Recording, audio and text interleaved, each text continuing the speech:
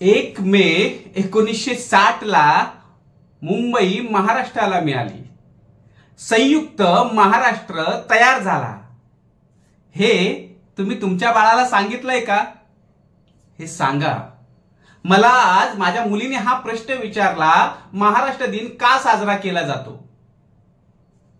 मी सांगितलं, यासाठी 107 हुतात्म्यांनी हुतात्म पत्करलं आहे, बलिदान दिलेलं आहे. कितीतरी आंदोलकांनी स्वतःचं आयुष्य पणाला लावलं, हे मी तिला सांगितलं.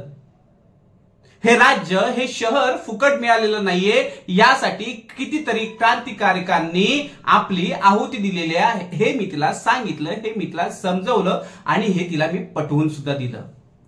का? कारण की भविष्यात जर कोणी असं म्हणालं की हे सगळ्यांचं आहे, तर तिला सांगता आलं पाहिजे की हे सगळ्यांचं नाहीये, हे आमचं आहे. कारण की आमच्या लोकांनी प्राण दिलंय, बलिदान दिलंय, आहुत्या दिल्यात, हुतात्म पत्करलंय.